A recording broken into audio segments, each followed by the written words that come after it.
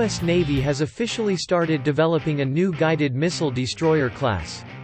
The tentatively titled DDG-X will replace the older Ticonderoga-class guided missile cruisers and early Arleigh Burke-class guided missile destroyers. The ships will be the backbone of the Navy's fleet into the mid-21st century, protecting carriers and high-end ships while also providing offensive firepower of their own. The Navy kicked off DDG-X by establishing a new program office to oversee development, defense news reports.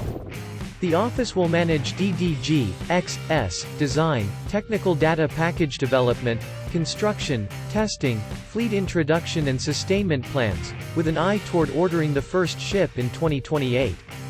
If everything stays on track, the first ship should enter Navy service around 2032. The Navy operates 22 Cold War-era Ticonderoga-class guided missile cruisers and 69 Arleigh Burke-class destroyers. The Navy produced the Ticonderogas between 1980 and 1991 and expected to have replaced them by now, but a lack of funding over the last 20 years, when land wars dominated, has stymied the development of a replacement. The Arleigh Burke class, meanwhile, has basically been in continuous production since 1988, upgraded with new technology and a helicopter hangar. DDG-X has big shoes to fill. The Navy's new thinking appears to cast the ship as the main escort for carrier and amphibious groups, while the new Constellation-class guided missile frigates and littoral combat ships take on lesser roles. The new destroyer will emphasize a new hull form, an efficient integrated power system, and greater endurance, according to Defense News. The power system will be essential for integrating the laser weapons that will probably go on DDG-X. The new destroyer will likely have at least 1 or 2 lasers, short-range weapons with adjustable power levels that can blind drones or shoot down incoming missiles.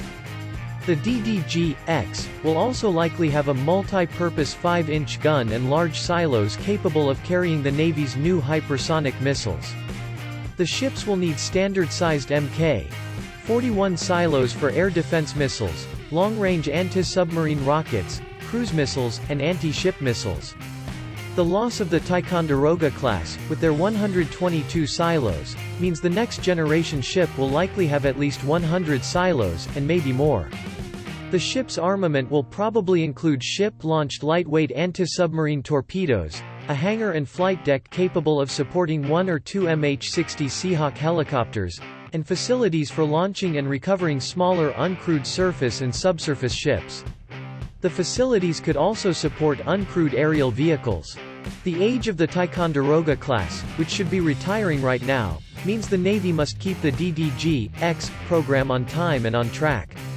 The ship could share many of the same features as the latest version of the Arleigh Burke class in order to reduce risk.